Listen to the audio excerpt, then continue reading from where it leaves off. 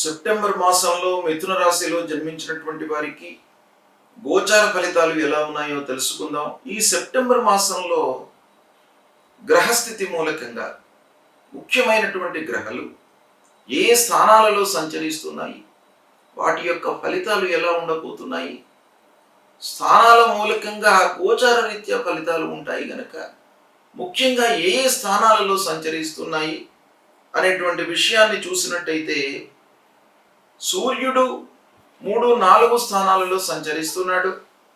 3వ స్థానంలో సంచారం అనుకూలంగా ఉంటుంది, 4వ స్థానంలో సంచారం ప్రతికూలంగా ఉంటుంది. అంటే 16వ తారీఖు వరకు అనుకూలంగా ఉన్నాడు, 16 తర్వాత ప్రతికూలంగా ఉన్నాడు. కుజుడు అర్ధాష్టమ పంచమ స్థానాలలో సంచరిస్తున్నాడు, ప్రతికూలంగా ఉన్నాడు. బుధుడు 3-4 స్థానాలలో సంచరిస్తున్నాడు. 3వ స్థానం సామాన్యంగా ఉంటుంది, 4థ స్థానం అనుకూలిస్తుంది. కనుక 15 వరకు ప్రతికూలం, 15 తర్వాత అనుకూలంగా ఉంది బుధుని యొక్క సంచారం. గురువు జన్మస్థానంలో సంచరిస్తున్నాడు, ప్రతికూలంగా ఉన్నాడు. శుక్రుడు 2-3 స్థానాలలో అనుకూలంగా సంచరిస్తున్నాడు. శని దశమ స్థానంలో సంచరిస్తున్నాడు. దశమ స్థానంలో వక్రించి సంచరిస్తున్నాడు. వక్రించడం మూలకంగా 9వ స్థానంలో సంచరిస్తున్నటువంటి ఫలితాలను కూడాను కొంతవరకు ఇస్తాడు. 9వ స్థానమైనా కూడాను ప్రతికూలమే, దశమైనా కూడాను ప్రతికూలమే గోచార రీత్యా. కాబట్టి ఓవరాల్గా శని యొక్క ప్రభావం ప్రతికూలంగా ఉంది. రాహువు 9వ స్థానంలో సంచరిస్తున్నాడు, ప్రతికూలంగా ఉన్నాడు. కేతువు 3య స్థానంలో అనుకూలంగా ఉన్నాడు. ఈ విధంగా ఈ స్థానాలలో ముఖ్యమైనటువంటి గ్రహాలు సంచరిస్తున్నాయి. అయితే ఓవరాల్గా మనం చూసినట్టయితే ప్రధానమైనటువంటి గ్రహాల యొక్క స్థితి గురువు, శని, రాహువు, కుజుడు, ఈ గ్రహాల యొక్క సంచారం ప్రతికూలంగా ఉంది. కాబట్టి ప్రతికూలతని ఎక్కువగా గోచరిస్తుంది. అయితే బుధుడు, శుక్రుడు, కేతువుల యొక్క ప్రభావం కొంత అనుకూలంగా ఉంది. సూర్య భగవానుడి యొక్క సంచారం కూడాను మొదటి 15 రోజులు అనుకూలంగా ఉంది. కాబట్టి కొన్ని విషయాలలో మిశ్రమమైనటువంటి ఫలితాలు, కొన్ని విషయాలలో లాభదాయకమైనటువంటి ఫలితాలు ఉన్నప్పటికీ ఓవరాల్గా మట్టుకు ప్రతికూలతనే ఎక్కువగా గోచరిస్తుంది. అయితే ఎలాంటి విషయాలలో ఎలాంటి ఫలితాలు ఉంటాయి అనేటువంటి చూసినట్టయితే ప్రథమంగా వ్యాపారస్తుల విషయం మనం చూద్దాం. వ్యాపారం చేస్తున్నటువంటి వాళ్ళు చేతిలో ఉన్నటువంటి వ్యాపారాన్ని మట్టుకు సంతృప్తిగానే కొనసాగిస్తారు, అందులో లాభాలను గడిస్తారు, సంతృప్తిగా ఉంటారు. కొత్త పనులలో పెట్టుబడి పెట్టాలి అనేటువంటి తపన ఒకవైపున ఉంటుంది. కానీ ఆర్థిక స్థితి మూలకంగా, రాబడిలో ఆటంకాల మూలకంగా అనుకున్న స్థితి లోపల, అనుకున్న సమయంలో మీరు పెట్టుబడి పెట్టలేనటువంటి స్థితి కూడాను ఉండే అవకాశం ఉంది. వ్యాపారస్తులు ముఖ్యంగా పార్ట్నర్స్తో సత్సంబంధాలను నెలకొల్పుకోవాలి. పార్ట్నర్స్తో మీరు గ్యాప్ ఏర్పరచుకున్నట్టయితే చేసేటువంటి పనుల లోపల ఆటంకాలు తలెత్తేటువంటి అవకాశాలు ఉంటాయి. కాబట్టి అది జాగ్రత్తగా తీసుకోవాలి. కొత్త పరిచయాలు ఏర్పడే అవకాశాలు ఉన్నాయి ఈ మాసంలో, తద్వారా జాగ్రత్తగా ఉండాలి. కొత్త పరిచయాల మూలకంగా కొన్ని సమస్యలు తలెత్తే అవకాశము ప్రస్ఫుటంగా గోచరిస్తుంది. కనుక కొత్త వారితో మీరు ఎప్పుడు ఒప్పందాలు చేసుకున్నా కూడాను, మాట్లాడే స్థితి లోపల కూడాను మీరు కొంత జాగ్రత్తగా ఆలోచించి మాట్లాడడం మంచిది. దురుసుగా తొందరపడకుండా మాట్లాడడం అనేటువంటిది చాలా ముఖ్యమైనటువంటి విషయం. ఇక భార్య పిల్లలతో సంతృప్తిగా ఉంటారు. కుటుంబ వాతావరణము సానుకూలంగా ఉంటుంది. పెద్దల యొక్క సహాయ సహకారాలు మీకు బాగా లభిస్తాయి. తల్లిదండ్రుల యొక్క అనుకూలత ఉంటుంది. మీకు అన్ని విధాలుగా మీరు చేసేటువంటి పనులకు గైడ్ చేస్తారు. వాళ్ళ యొక్క అనుభవాన్ని జోడించి, వాళ్ళ జీవితంలో ఉన్నటువంటి అనుభవాన్ని, పూర్వాపరాలను, లాభ నష్టాలను అన్నిటిని కూడాను మీకు ఒక సహాయ సహకారంగా, సూచనప్రాయంగా మీకు ఇచ్చేటువంటి అవకాశం బాగా కనబడుతుంది. ఇక పిల్లల విషయంలో మీరు మంచి నిర్ణయాలు తీసుకుంటారు. సత్కార్యాలు, మంచి పనులు చేయడానికై ప్రయత్నాలు చేస్తారు. నలుగురికి సహాయ సహకారాలు అందించడంపై మనస్సు నిలుపుతారు. తీర్థయాత్రలు, విహారయాత్రలు చేయడానికై అవకాశాలు బాగా ఉన్నాయి. ఇక మాసం చివరిలో ఉద్యోగస్తులకు ఆఫీసులో పనిభారం పెరుగుతుంది.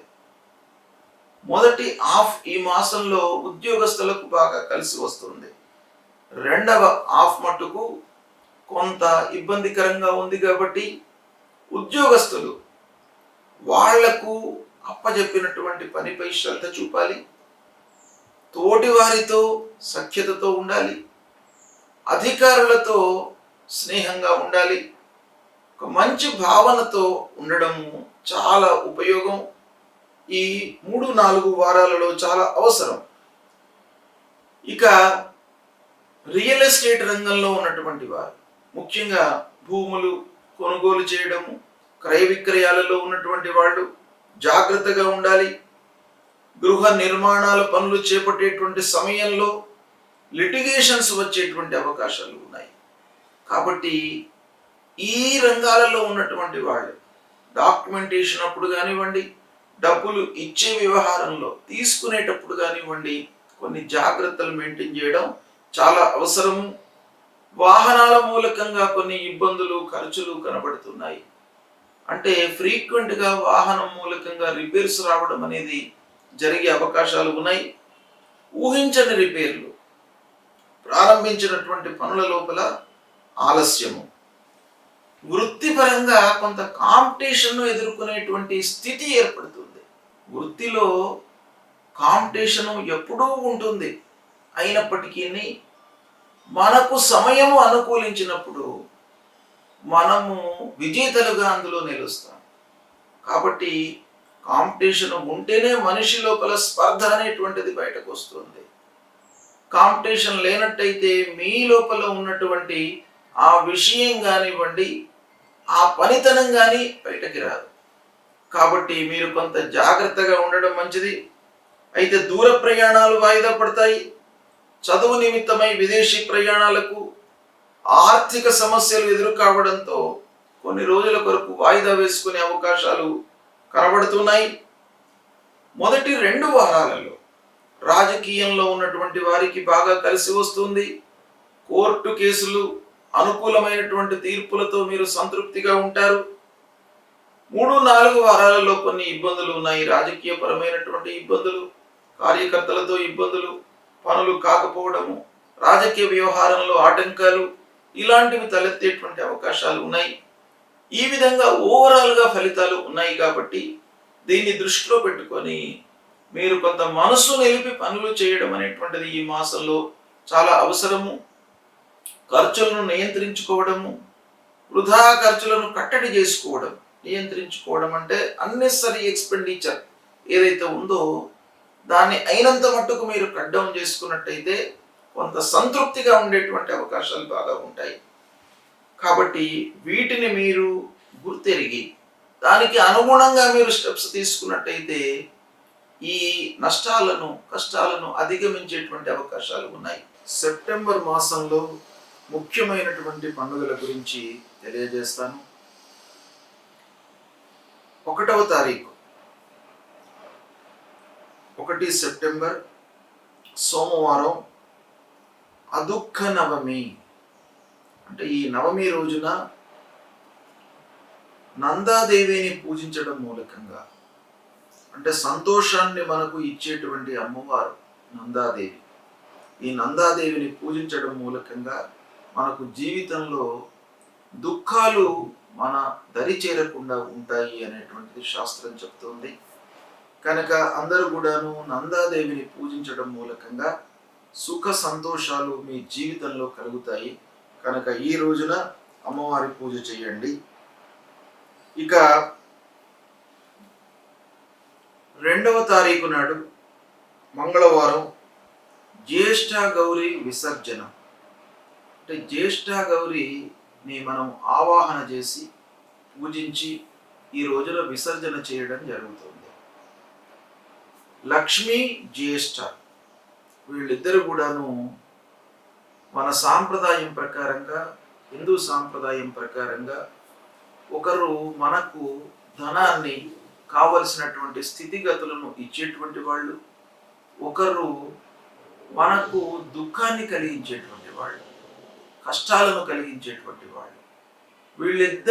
ఇద్దరిని కూడాను మనం పూజిస్తాం మన శాస్త్రం ప్రకారంగా. కనుక మహాలక్ష్మి వ్రతారంభము గత మాసంలోనే 31 ఆగస్టు రోజున ప్రారంభమయ్యి 1వ తారీఖున ఈ సెప్టెంబర్ మాసంలో గౌరీదేవిని పూజించడము, జ్యేష్ఠ రూపంలో ఉన్నటువంటి గౌరీదేవిని పూజించడము, 2వ తారీఖు నాడు ఆ గౌరీమాతను, జ్యేష్ఠ రూపంలో ఉన్నటువంటి గౌరీమాతను పూజించి విసర్జించడం. ఇది ఈ 3 రోజుల కార్యక్రమం అన్నమాట. దీని మూలకంగా కూడాను మనకు అనర్థాలు జరగకుండా ఉంటాయి. లక్ష్మి రావడం, వచ్చినటువంటి లక్ష్మి మనకు స్థిరంగా ఉండడానికి ఇది ఈ పూజా విధానము, ఈ ఆరాధన ఉపయోగపడుతుంది. ఇక 3వ తారీఖు బుధవారం సర్వేషాం పరివర్తిని ఏకాదశి. ఈ ఏకాదశి చాతుర్మాస్యాల లోపల వస్తుంది. మనకు భాద్రపద మాసంలో వచ్చేటువంటి ఏకాదశి చాలా పరివర్తనను తీసుకువస్తుంది మన జీవితంలో. కనుకనే ఈ ఏకాదశికి పరివర్తన ఏకాదశి అని మనకు శాస్త్రంలో చెప్పబడి ఉంది. అంటే ఏకాదశి రోజున ఉపవాసం చేసి ద్వాదశి రోజున పారణ చేసినట్టయితే మనకు మన జీవితం లోపల పరివర్తన జరుగుతుంది. అంటే అంతకు ముందు ఉన్నటువంటి విధానం నుండి ఒక సుఖమయమైనటువంటి జీవిత విధానంలోకి మీరు పరివర్తన చెందడానికి ఈ ఏకాదశి అనేటువంటిది మీకు ఉపయోగపడుతుంది. కనుక దీన్ని మీరు ఆచరించండి. ఇక 4వ తారీఖు గురువారం వామన జయంతి. వామనుడు దశావతారాల లోపల అవతారం. ఈ వామనుణ్ణి పూజించడం మూలకంగా అనర్థాలన్నీ కూడాను దూరమవుతాయి, అత్యాశలకు తావు లేకుండా ఉంటుంది. కాబట్టి ఈ వామనుణ్ణి మనము ఈ రోజున పూజిస్తాం. తర్వాత భువనేశ్వరి మాత యొక్క జయంతి కూడాను ఇదే రోజు అవుతుంది. ఆ భువనేశ్వరి మాత అనుగ్రహం మూలకంగా మనకు అన్ని రకాల సౌకర్యాలు, సుఖాలు జీవితంలో కలుగుతాయి. కనుక ఈ రోజున భువనేశ్వరి మాతను కూడాను పూజిస్తాం. ఇదే రోజు నుండి చాతుర్మాస్య దీక్షను పాటిస్తున్నటువంటి వాళ్ళు క్షీరాన్ని, అంటే పాలను త్యజిస్తారు. ఈ రోజున దధి దానంగా ఇస్తారు, అంటే పెరుగు దానం చేసి క్షీరాన్ని వర్జిస్తారు. చాతుర్మాస్యాలలో ఒక్కొక్కటి వదిలిపెట్టి ఒకదాన్ని దానంగా ఇవ్వడం అనేటువంటిది మన శాస్త్రంలో ఉంది. ఇక 6వ తారీఖు శనివారం గణేష నిమజ్జనం. అనంత చతుర్దశి రోజున గణేశుణ్ణి మనము నిమజ్జనం చేయడము శాస్త్ర విహితంగా ఉంది. గత నెల 27వ తారీఖు నాడు వినాయక చవితి బుధవారం. ఆ రోజున వినాయకుడిని మనం స్థాపన చేసి షోడశోపచార పూజలు చేసి నైవేద్యము, ఉండ్రాళ్ళు సమర్పించి చంద్రోదయం వరకు చంద్రుణ్ణి మనము చూడకుండా, అంటే చంద్ర దర్శన నిషేధము మనకు వినాయక చవితి రోజున ఉంటుంది. రాత్రి 9 వరకు చంద్రుణ్ణి చూడకుండా ఉండాలి. దాని తర్వాత చూడవచ్చు. ఆ లోపల ఒకవేళ చంద్రుణ్ణి మనం చూసినట్టయితే అనవసరమైనటువంటి నిందలకు, విమర్శలకు గురి అవుతారు అనేటువంటిది మనకు శాస్త్రం చెప్తుంది. ఆ రోజున మనము స్థాపన చేసినటువంటి వినాయకుడిని ప్రతినిత్యం కూడాను షోడశోపచార పూజ చేసి నైవేద్యము సమర్పించి ఆ గణపతి విఘ్నరాజు యొక్క అనుగ్రహాన్ని పొంది మళ్ళీ గణేశుణ్ణి 6వ తారీఖు శనివారం రోజున నిమజ్జనం చేయడం అనేటువంటిది మన శాస్త్రంలో ఉంది. ఇది ప్రధానంగా అనంత చతుర్దశి రోజున గణేష్ నిమజ్జనం అనేటువంటిది మనం జరుపుతాం. అదే రోజున అనంత పద్మనాభ స్వామిని పూజిస్తాం. అనంత పద్మనాభ స్వామి యొక్క వ్రతము ఆ రోజున ఆచరిస్తాం. ఇక 7వ తారీఖు నాడు ఆదివారము చంద్రగ్రహణం ఉంది. ఖగ్రాస చంద్రగ్రహణం.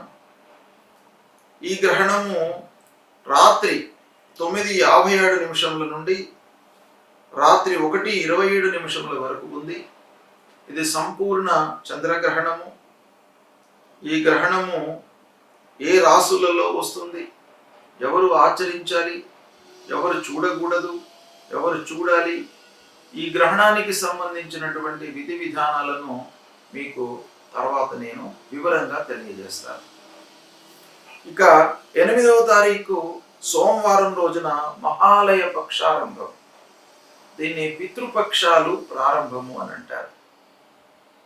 అంటే మనను పెంచి పెద్ద చేసి మనకు జీవితాన్ని జన్మను ప్రసాదించినటువంటి తల్లిదండ్రులకు వారిని ఉద్దేశించి వాళ్ళు జన్మ మనకు ఇవ్వడం మూలకంగా మనము ఈ స్థితిలో ఉన్నాం కనుక తల్లిదండ్రులు జీవించి ఉన్నంత వరకు వాళ్లకు సపర్యలు చేస్తూ దేహత్యాగం చేసిన తర్వాత వాళ్ళ విషయమై తర్పణాలు, పిండ ప్రదానాలు, దానాదులు ఇవన్నీ కూడాను చేయడము ఈ మహాలయ పక్షం లోపల మనకు శాస్త్రం చెప్పింది గనక మహాలయ పక్షారంభము 8వ తారీఖు సోమవారం నాడు ప్రారంభమవుతుంది. ఇక 10వ తారీఖు బుధవారం సంకష్టహర చతుర్థి. అన్ని కష్టాలను దూరం చేసేటువంటి ఆ మహాగణాధిపతికి ఈ రోజున ఉపవాసం ఉండి రాత్రి 8:14 వరకు ఉపవాసాన్ని ఆచరించి తదనంతరము భోజనం చేయడం ద్వారా ఆ గణపతి సంతృప్తి చెంది మీకు కష్టాలు కలగకుండా చూస్తాడు, అనుగ్రహిస్తాడు. కనుక సంకష్టహర చతుర్థి వ్రతాన్ని ఆచరించండి. ఇక తర్వాత మళ్ళీ ముఖ్యమైనటువంటి పండుగ 19వ తారీఖు శుక్రవారం మాస శివరాత్రి. ప్రతి మాసం లోపల కూడాను అమావాస్య కంటే ముందు పరమశివుడికి అత్యంత ప్రీతికరమైనటువంటి రోజు మహాశివరాత్రి. అందులో ప్రతి నెలకొక్కసారి వచ్చేటువంటిది మాస శివరాత్రి. ప్రతి మాసంలో అమావాస్య కంటే ముందు వస్తుంది కనుక మాస శివరాత్రి అన్నాం. మహాశివరాత్రి అనేది సంవత్సరానికి ఒక మారు వస్తుంది.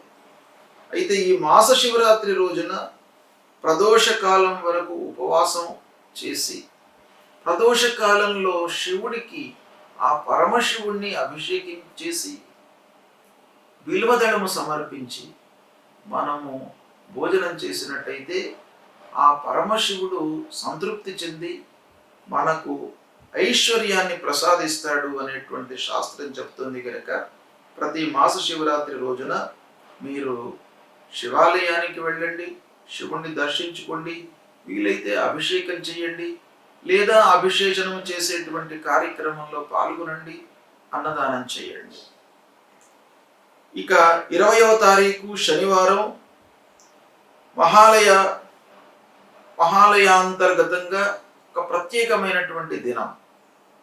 ఎవరైతే అనూహ్యంగా యాక్సిడెంట్స్ లోపల ఎవరైతే గతిస్తారో వాళ్లను ఉద్దేశించి వాళ్ళ ప్రీత్యర్థమై చేసేటువంటి రోజు.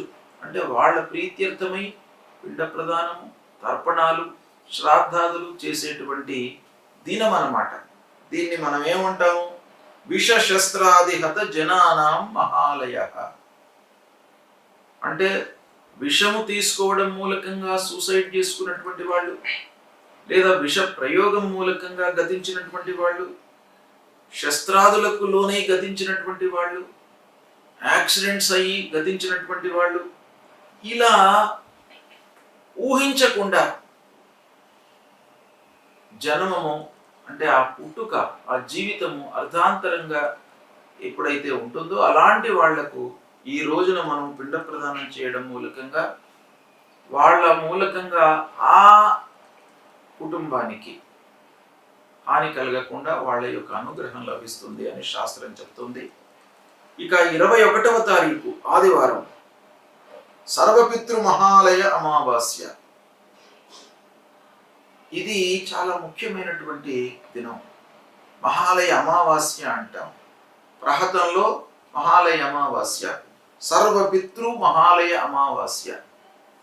అందరు పితృదేవతలకు మనము ఈ రోజున వాళ్లను ఉద్దేశించి వాళ్ళ పేర్లు ఉచ్చారణ చేసి తర్పణాలు చేయడము, పిండ ప్రదానాలు చేయడము, వాళ్ళ ప్రీత్యర్థమై అన్నదానాలు చేయడము, వస్త్రదానం చేయడము, వీటి మూలకంగా పితృదేవతలందరూ కూడాను సంతృప్తి చెంది మనను అనుగ్రహిస్తారు. ఆ అనుగ్రహం మూలకంగా వంశము వృద్ధి అవుతుంది. మళ్ళీ మన సంతానము కూడాను ఒక స్థితికి రావడానికి అవకాశం ఉంటుంది అనేటువంటిది శాస్త్రం చెప్తుంది. కాబట్టి సర్వ పితృ మహాలయ అమావాస్య, తల్లిదండ్రులు గతించినటువంటి వాళ్ళు ఈ రోజున వాళ్ళ ప్రీత్యర్థమై తప్పకుండా చేసుకోవాలి. ఇక 22 సెప్టెంబర్ సోమవారం నవరాత్రులు ప్రారంభమవుతాయి. దసరా నవరాత్రులు. ఈ రోజున శారద అమ్మవారికి కలుష స్థాపనతో ఈ నవరాత్రులు ప్రారంభమవుతాయి. ఇక ఇందులో భాగంగా నవరాత్రిలో భాగంగా 30వ తారీఖు మంగళవారం దుర్గాష్టమి, మహాష్టమి, కాళికాష్టమి. ఈ అమ్మవారికి మనం పూజలు చేసుకుంటాం ఈ మహాష్టమి రోజున. 1వ తారీఖు మళ్ళీ అక్టోబర్ వచ్చే మాసం 1వ తారీఖు నాడు మహర్నవమి, సరస్వతి పూజ, సువాసిని పూజ, ఆయుధ పూజ, ఇవన్నీ కూడాను మహర్నవమి రోజున చేసుకుంటాం. ఇక 2వ తారీఖు విజయదశమి. వచ్చే అక్టోబర్ మాసంలో 2వ తారీఖు విజయదశమి, దసరా పండుగ. ఈ రోజున అపరాజితాదేవి పూజ, తర్వాత సీమోల్లంఘనము అంటే ఉంటున్నటువంటి ఊరికి ఈశాన్య దిశలోకి వెళ్ళి అక్కడ శమీ వృక్షాన్ని పూజించడము, అపరాజితాదేవికి పూజించడము, నలుగురికి కలవడము, అందరి యొక్క పెద్దల అనుగ్రహము, ఆశీర్వచనాలు తీసుకోవడం ఈ పండుగ రోజున మనకు శాస్త్రం చెప్పింది. ఇలా ఇవి ముఖ్యమైనటువంటి పండుగలు ఈ సెప్టెంబర్ మాసంలో ఉన్నాయి. వీటిని ఆచరించినట్టయితే మనకు పండుగలు ఏదో కాకతాళీయంగా చెప్పినటువంటివి కావు. ఋషులు దర్శించి వాటి యొక్క అనుభవాన్ని వాళ్ళు ఆ పండుగల యొక్క అనుభవములోకి తీసుకొని అవి మానవాళికి మనకు అందించారు. అంటే మానవులందరూ కూడాను ఈ పండుగలు ఆచరించడం మూలకంగా ఒక సుఖమయమైనటువంటి జీవితాన్ని గడపాలి అనేటువంటి ఉద్దేశంతో వాళ్ళు దర్శించి మనకు సూచించినటువంటి పండుగలు. కాబట్టి ఆయా పండుగల లోపల శాస్త్ర విహితంగా ఏ దేవుడికి, ఏ అధిపతికి, ఎవరికి ఎలా చేయాలి అనేటువంటి విషయాన్ని తెలుసుకొని దాన్ని మీరు ఆచరించినట్టయితే మీకు ఉత్తమమైనటువంటి ఫలితాలు కలుగుతాయి. ఏ గ్రహాలు ఏ రాసులలో సంచరించినప్పటికీ, అష్టమ స్థానంలో ఉన్నప్పటికీ, ద్వాదశ స్థానంలో ఉన్నప్పటికీ, ఏ విధంగా ఉన్నప్పటికీ మీరు ఈ పండుగలను విధి విధానంగా ఆచరించి భగవంతుడి యొక్క అనుగ్రహాన్ని తీసుకొని పెద్దల యొక్క ఆశీర్వచనాన్ని పొందినట్టయితే మీకు అన్నీ కూడాను అనుకూలమైనటువంటి ఫలితాలే ఉంటాయి అని మన శాస్త్రం చెప్తుంది. ఇది ఋషి వచనం కాబట్టి ఇది తప్పకుండా మీరు పాటించండి. శుభం.